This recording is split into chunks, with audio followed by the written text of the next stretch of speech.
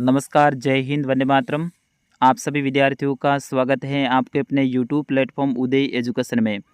विद्यार्थियों, आज के इस वीडियो में लेके आया हूँ अर्धवार्षिक परीक्षा की दृष्टि से इम्पोर्टेंट कक्षा 12वीं का हिंदी अनिवार्य का पेपर, जो कि आपके आने वाले एग्जाम की दृष्टि से वेरी मोस्ट इम्पोर्टेंट रहने वाला है और आप सभी विद्यार्थियों के लिए वरदान साबित होने वाला है। विद्यार्थियों, आप सभी इस वीडियो को अंत तक देखिएगा, इसे ज़्यादा से ज़्यादा शेयर और लाइक भी कीजिएगा, आपको काफ़ी फ़ायदा होने वाला है। यहाँ से आपको समय है वो 3 घंटा 15 मिनट का दिया जाएगा और आपका पेपर है वो 70 नंबर का आने वाला है। सबसे पहले आपके लिए आएगा खंड अ।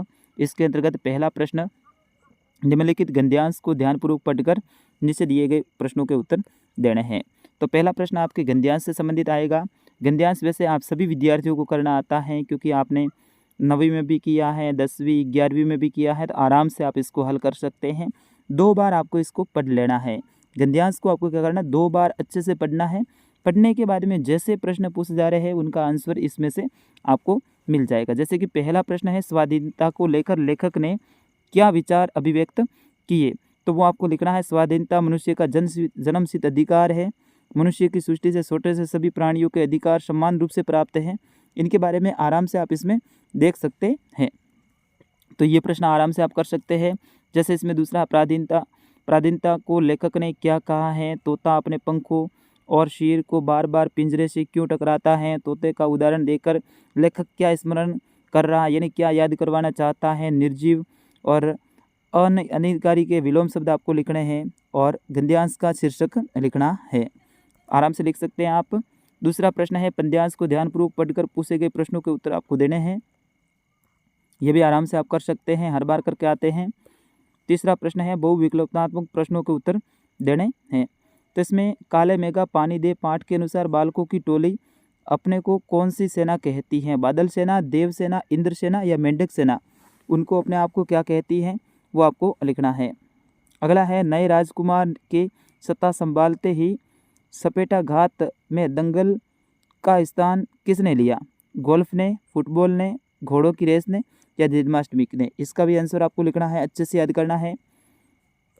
तीसरा प्रश्न है, मैं सांचों को 2 तार के लिए फिरता हूँ। पंक्ति का आशय स्पष्ट करना है, यानी अपने आप से प्रेम करता हूँ, मैं लोगों से प्रेम के संबंध रखता हूँ, मैं लोगों में प्रेम का संचार करता हूँ, मैं लोगों को जंजीकृत करता हूँ। तो आप इसका आंसर आपको लिखना है।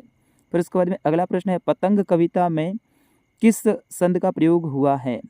मात्रिक, वार्णिक, मुक्त या संद मुक्त, तो ये आपको लिखना है। 5वां है अब सिद्ध का प्रश्न, शमशेर बहादुर सिंह किस युग के कवि थे। छायावादी, रहस्यवादी, प्रगतिवादी, प्रयोगवादी। फिर उसके बाद में 6वां प्रश्न है, सिल्वर वेडिंग पाठ हिंदी साहित्य की कौन सी विधा में लिखा गया है। आत्मकथा, निबंध, कहानी, संस्मरण। तो ये आपको लिखना है, अच्छे से लिखना है विद्यार्थियों। 7वां प्रश्न है, निम्नलिखित रिक्त स्थानों की पूर्ति कीजिए। इसमें रिक्त स्थान आपको भरने हैं। चारू चंद्र की चंचल किरणें उक्त काव्य पंक्ति में अलंकार है। मेरा बेटा तो एकदम शहर है वाक्य में शब्द शक्ति है। परिपत्र के लिए अंग्रेजी पारिभाषिक शब्द आपको लिखना है। बादल रोग कविता के रचयिता कौन है, ये आपको लिखना है। इस तरह से आपको ये रिक्त स्थान भरने हैं।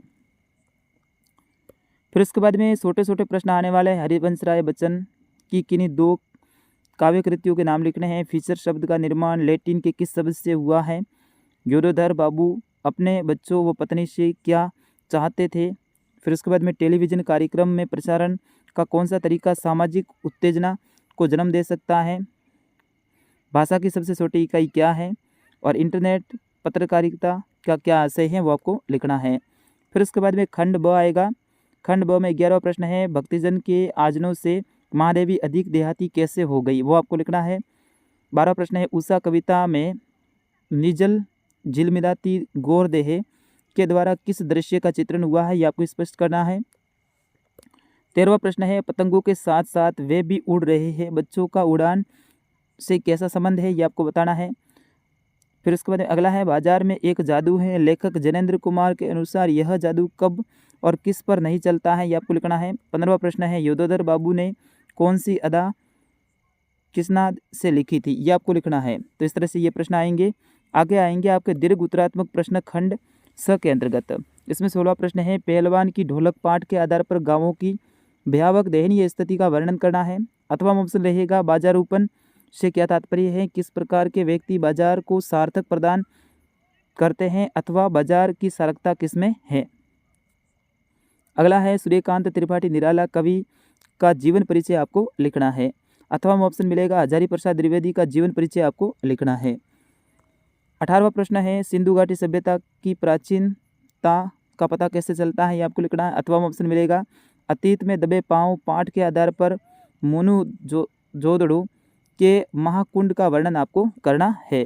फिर उसके बाद में 19वां प्रश्न है, एक विद्यार्थी के जीवन में गुरु का क्या महत्व है, जूझ कहानी के आधार पर आपको बताना है। अथवा ऑप्शन रहेगा, सिल्वर वेडिंग पाठ की मूल संवेदना को वर्तमान परिप्रेक्ष्य में समझाना है। और 20वां प्रश्न है, प्रधानाचार्य को राजकीय उच्च माध्यमिक विद्यालय जालोर की ओर से विद्यालय के लिए खेलकूद सामग्री क्रय करने हेतु निविदा तैयार करनी है। तो इस तरह से ये आपके प्रश्न रहेंगे।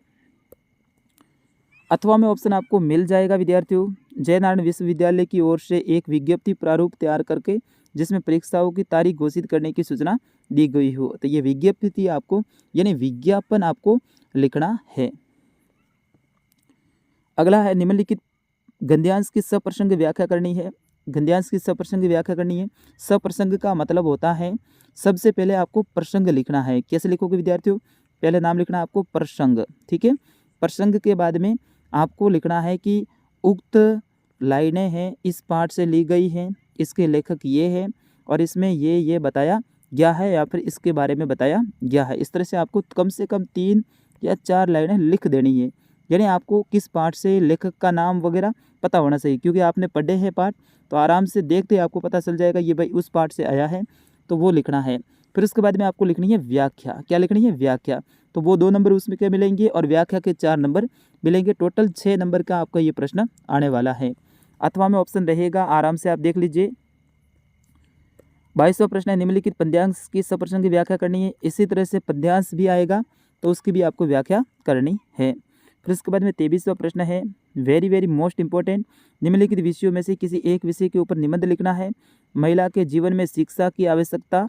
अथवा में ऑप्शन मिलेगा, स्वच्छता अभियान में से आए सामाजिक परिवर्तन। और इसके बाद में एक और ऑप्शन मिल जाएगा आपको, मोबाइल फ़ोन सदुपयोग और दुरुपयोग। इन तीनों में से किसी एक विषय के ऊपर आपको निबंध लिखना है। लेकिन विद्यार्थियों, निबंध है वो आपको 300 शब्दों में लिखना पड़ेगा।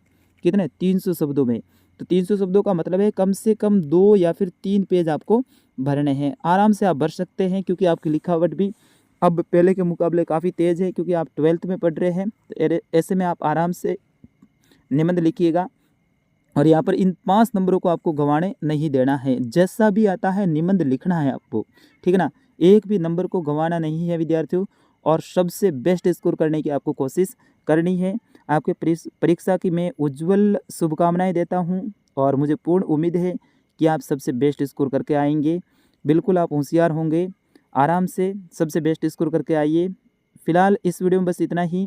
मिलते हैं अगले पेपर में। तब तक के लिए मुझे कमेंट करके ज़रूर बताइए कि आप कौन से ज़िले और कौन सी तहसील से इस वीडियो को देख रहे थे। हो सके तो अपना नाम भी कमेंट बॉक्स में ज़रूर लिखिएगा। विद्यार्थियों, आपके कमेंट का मैं इंतज़ार करूँगा। फिलहाल इस वीडियो में इतना ही। नमस्कार, जय हिंद।